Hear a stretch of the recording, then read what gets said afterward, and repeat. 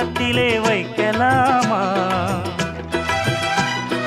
அந்தியிலே சந்தனத்தை பூச, ஆசைகளை கண்களிலே பேச, சேலையிலே நீ விசிறி வீச, காலையிலே பார்த்த கண்ணு கூச.